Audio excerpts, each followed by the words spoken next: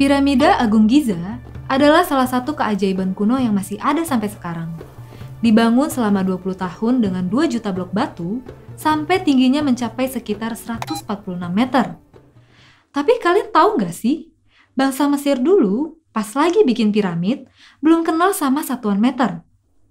Terus mereka ngukur piramidanya pakai apa ya? Nah, ini nih yang menarik. Coba kalian bentangin tangan kalian kayak gini. Jarak dari siku ke ujung jari terjauh kalian dikenal sebagai istilah 1 qubit. Tulisannya sih cubit, tapi bukan cubit-cubitan ya. Bacanya qubit. Dan sekitar 4000 tahun yang lalu, bangsa Mesir jadiin 1 qubit ini sebagai satuan panjang mereka. Wah, bisa ya piramid itu berdiri? Padahal 1 qubit masing-masing orang kan beda-beda. Nah, karena susah buat nyamain panjang suatu benda kalau pakai satuan kayak qubit, lahirlah satuan sistem internasional yang disepakati oleh seluruh negara di dunia. Apa aja ya kira-kira satuannya? Yuk kita pelajari!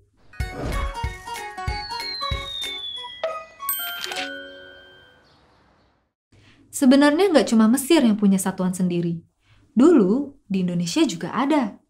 Qubit itu kalau di bahasa Indonesiain artinya hasta. Terus ada yang namanya satuan jengkal, panjang dari ujung jempol sampai kelingking kamu. Ada juga yang namanya depa, ukuran panjang dari ujung tangan kanan sampai tangan kiri kamu. Lain lagi di Inggris pada abad 12, ada satuan panjang yang namanya yard, yaitu jarak dari ujung hidung ke ujung ibu jari pas tangan dibentangin. Lagi-lagi ukurannya dari bagian tubuh manusia ya, yang pasti beda-beda kan setiap orangnya. Seiring dengan peradaban dan budaya manusia yang mulai berkembang, mulai ada hubungan antar negara untuk saling bertukar informasi, teknologi, jasa, dan perdagangan. Kita jadi butuh banget keseragaman satuan yang gak bisa ditawar-tawar lagi. Akhirnya, muncul gagasan buat bikin satu jenis satuan untuk besaran-besaran dalam ilmu pengetahuan alam dan teknologi. Sekarang kita kenal sebagai Satuan Sistem Internasional atau SI, yang diambil dari sistem satuan di Prancis setelah Revolusi Prancis pada tahun 1789. Besaran fisika adalah sesuatu yang bisa diukur dan dinyatakan dengan angka. Besaran yang paling dulu ditetapin dalam satuan SI adalah besaran-besaran dasar yang disebut sebagai besaran pokok. Totalnya ada 7. Ada panjang yang satuannya meter, massa satuannya kilogram, waktu satuannya detik, kuat arus listrik dengan satuan ampere, suhu satuannya Kelvin, jumlah zat satuannya mol, dan intensitas cahaya dengan satuan kandela. Tapi sebenarnya ada besaran-besaran lain yang biasa kalian ukur sehari-hari. Kayak luas kamar kalian misalnya. Atau volume air yang kamu minum dari gelas. Nah, besaran-besaran selain dari 7 besaran pokok tadi disebut sebagai besaran turunan. Karena besaran ini didapat dari beberapa satuan besaran pokok yang digabungin. Contohnya, luas adalah turunan dari besaran panjang. Karena rumus umum luas adalah panjang kali lebar. Berarti satuannya jadi meter dikali meter, sama dengan meter kuadrat. Selain itu, volume juga turunan dari besaran panjang. Karena rumusnya kan panjang kali lebar kali tinggi. Berarti satuannya jadi meter kali meter kali meter. Atau sama dengan meter pangkat 3. Nah sekarang, gimana sama besaran kecepatan? Coba kalian pause dulu video ini, terus tentuin sendiri turunan sama satuannya. Hasil dari turunan dan satuannya akan jadi kayak gini. Sama nggak kayak jawaban kamu? Oke lanjut.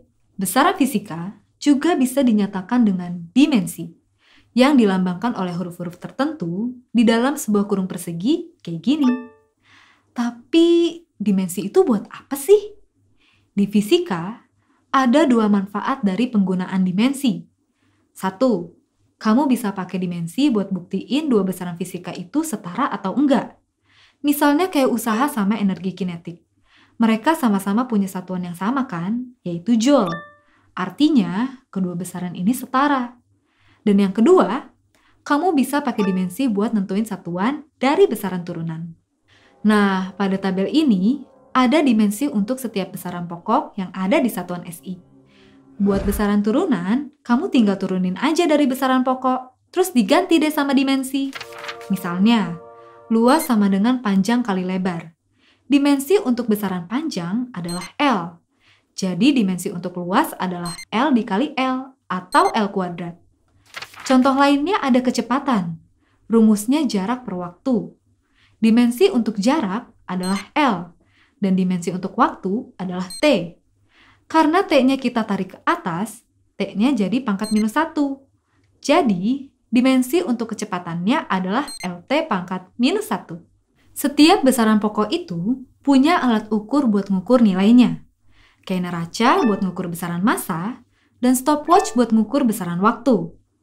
Nah, di sini aku punya mistar, jangka sorong, sama mikrometer sekrup. Ketiga alat ukur ini sebenarnya sama-sama buat ngukur besaran panjang. Tapi yang bikin beda adalah ketelitiannya. Semakin kecil ketelitiannya, maka semakin presisi hasil pengukurannya. Yuk kita buktiin pakai 3 alat ukur ini.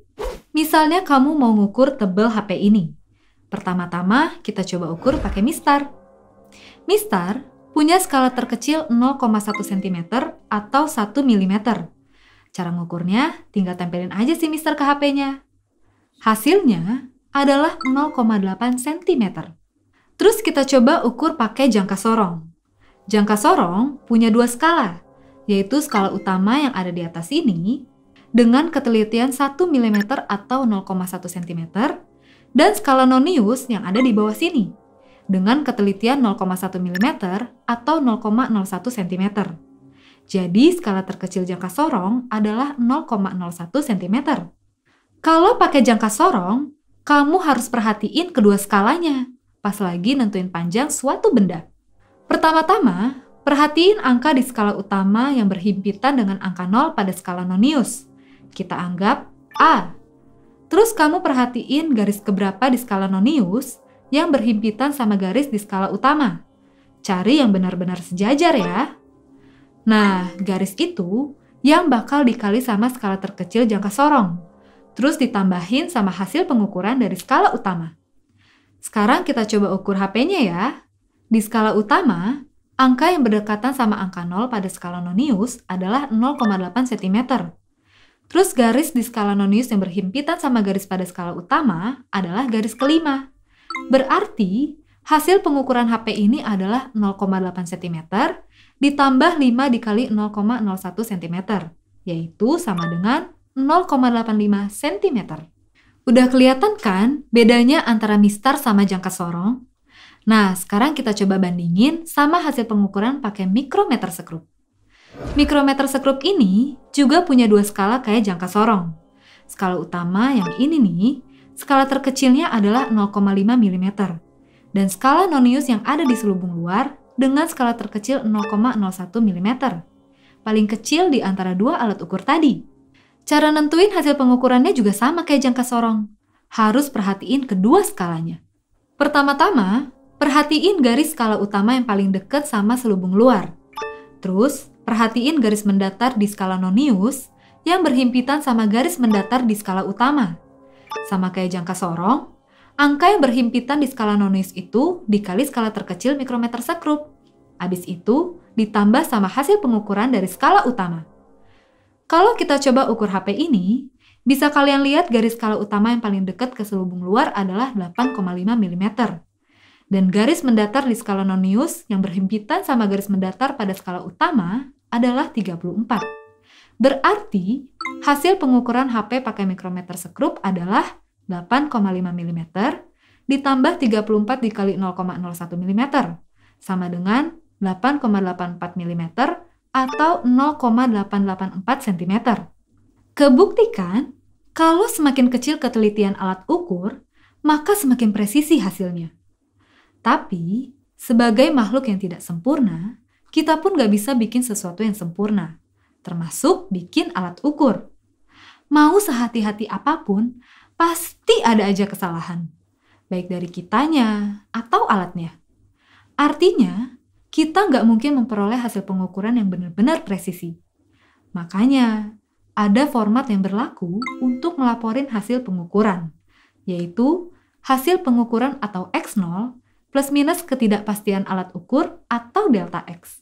Ketidakpastian yang biasa dipakai adalah ketidakpastian mutlak. yaitu setengah dari skala terkecil alat ukur.